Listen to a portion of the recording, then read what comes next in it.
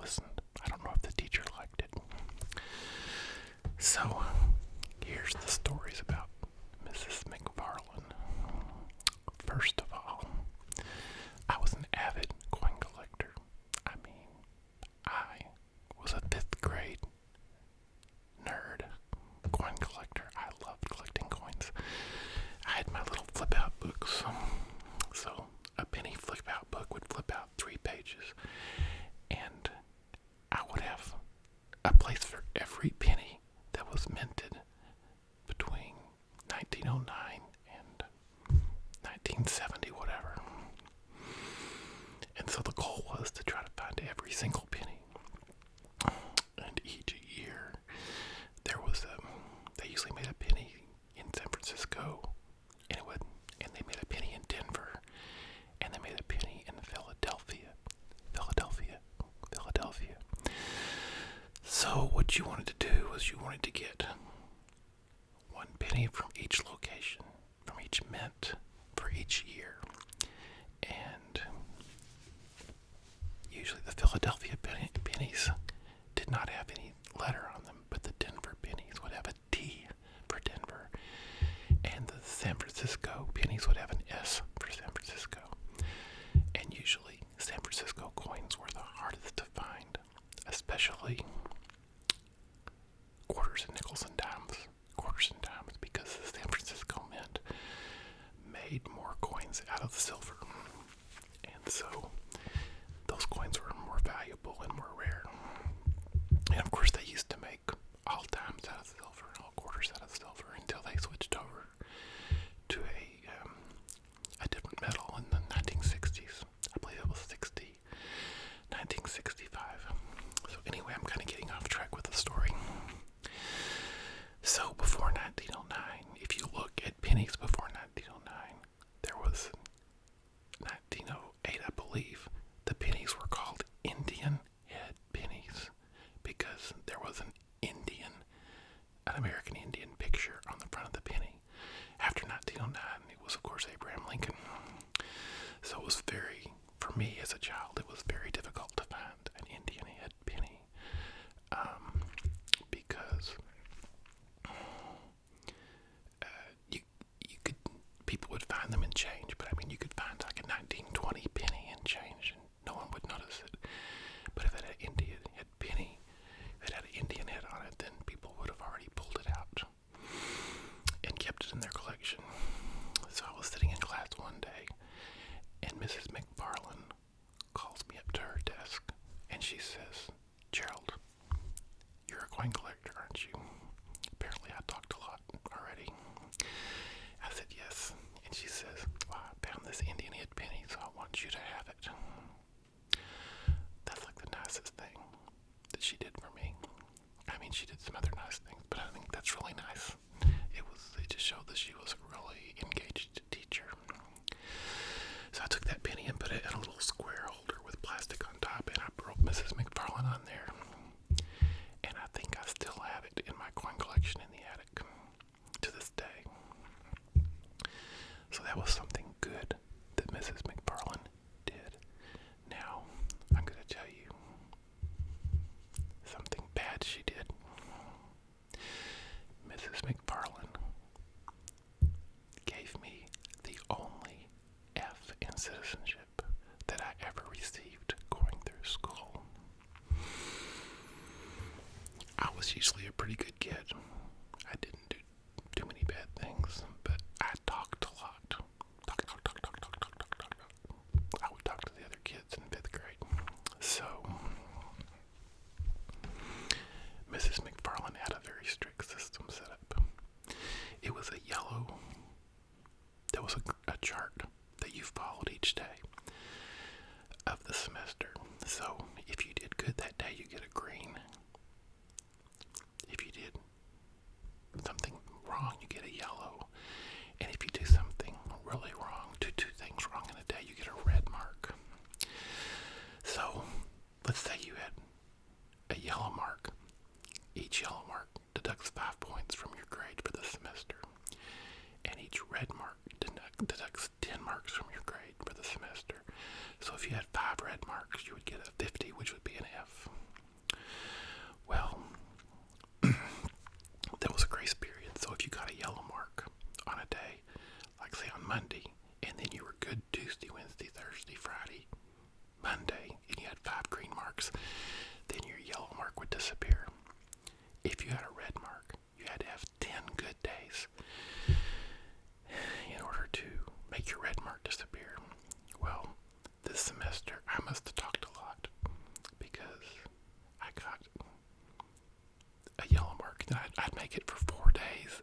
would get another yellow mark, and so I couldn't erase it at that point.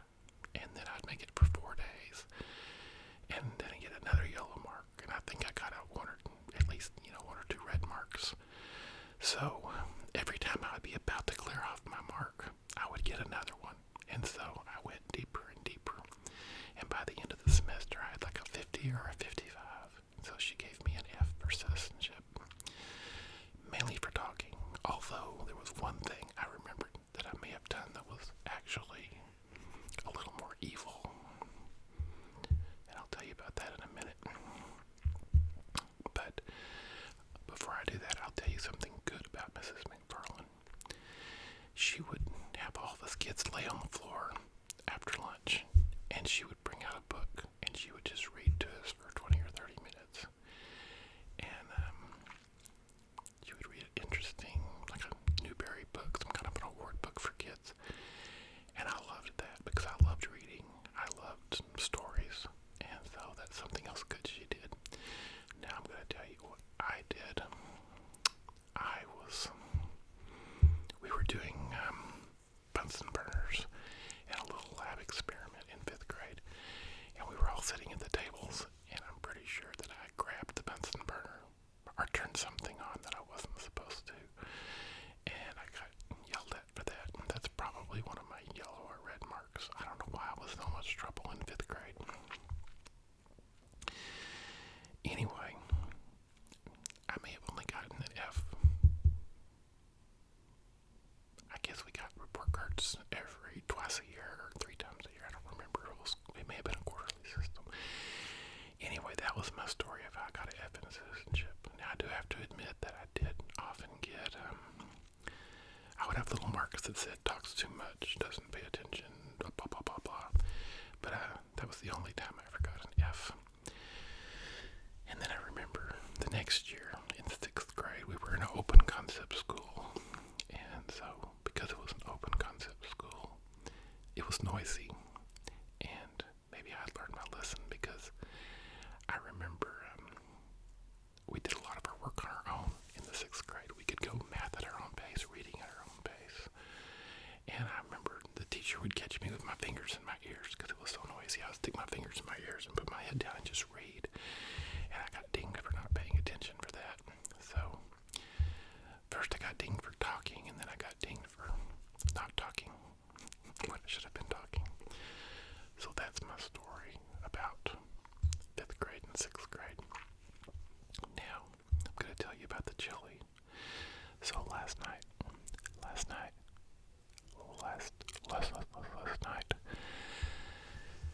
I'm working on not eating too late because it keeps me from sleeping, and I'm having some stomach troubles with, reflux.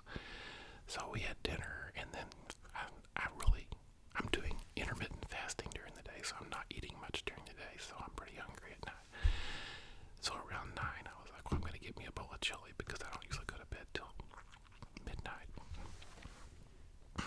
But I didn't realize we were going to go to bed at 10 or 10:30, so I had that chili, and then I laid down at 10:30, and about 4 in the morning, I could feel that chili. And so I set my bed up. I've got an electric bed, so I set the bed up a little bit, and then I tried to go back to sleep, and it was like, tummy was hurting. So I set the bed up a little more and took some Gaviscon chalky pills, and drank a little water, and my stomach still hurt. So I laid there with my stomach hurting for about 4 to 6, and then I finally got up about 6:15, and I went to work, which is in my other room, and worked from 6:15, which I usually don't go into work till 8. So considering all that, I feel pretty good, but I just have to work on trying to leave a 4-hour gap or so before I go to bed, because if you don't sleep,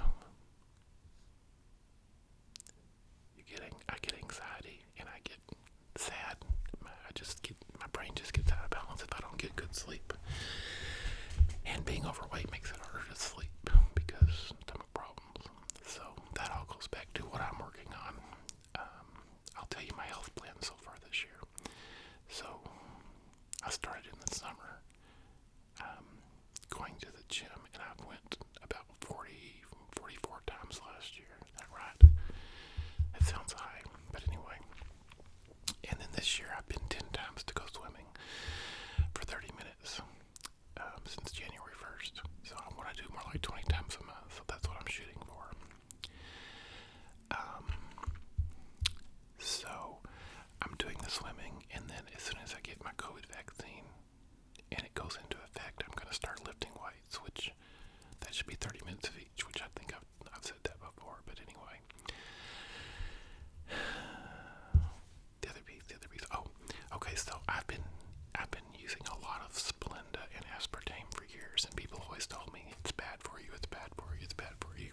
And it seems like studies are showing that the Splenda, the artificial sweeteners, can trick your body and make you actually gain weight.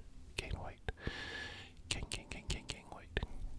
weight. And so I thought it's probably not really healthy for me to, have several packets of Splenda in my coffee. And so now I put Splenda with my food if I do that instead of putting honey or honey hot or something. So I just went cold turkey 3 weeks ago. I said, I'm going to quit the Splenda quit artificial sugars for 3 weeks. And I'm going to quit chocolate for 3 weeks because I was eating a big Mr. Good bar. Every week at the grocery store, I'd get like a 4 or 7 ounce Mr. Good bar, and I was just, I put it in the freezer, and then I would eat the whole thing. I loved it, but I need to cut back. I mean, I can still have chocolate, but I've decided after doing all that, I'm just going to give up artificial sweeteners forever. It's not that hard, so I just use a little honey or sugar in place of it.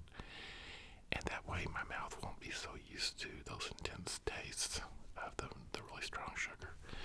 And I'm hoping it will help me to balance out my health. The only downside is that you are eating real sugar in some of your diet then. But we will see how that goes in the next year. So my 3 weeks is up. So technically I'm never going to go back to artificial sugar. And I told my wife, I was drinking some real soft drinks. And I told my wife, okay, I'm just going to quit drinking soft drinks except for special occasions. So like maybe for a Friday night, I'll have a Coke, like a real Coke. Or maybe if we go out, on a date or go out to a restaurant. So what I've been drinking instead, I've been making a jug of water. But the water tastes pretty bad in our house. And so I'd put a little lemon juice in the water. And then maybe add a couple of teaspoons of sugar, which is much lower sugar than a Coke, because a teaspoon of sugar is about 16 calories. But if you drink a Coke, I think it has about 160 calories. So I've been drinking water with a little lemon in it to take off the flavor, and then a little sugar, and trying to get 2 or 3 jugs of that a day, because that keeps me feeling healthy too. So the next step I'm going to work on my health is I'm going to try to eat more real foods. So kind of like a low carb diet, but not intense. So I'm going to try to focus on eating real meat, like steak and salmon. A little bit less bread. Eat lots of chicken. And then I enjoy the low starch vegetables like cauliflower and broccoli. So on those you can put some oil on them or some mayonnaise on them. And I'm going to try kind of going with that diet and combine that with the intermittent fasting. So maybe I'll just drink coffee until noon or 1 o'clock, however long I can stand to.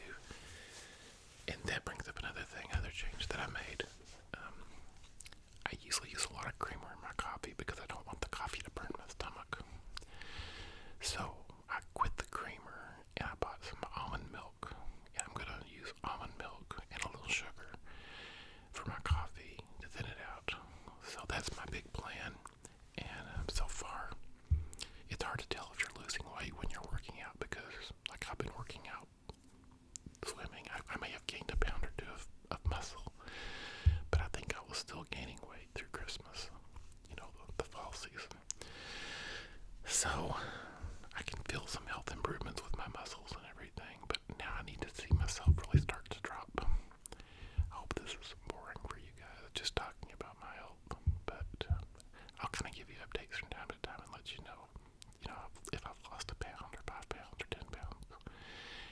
which things are working.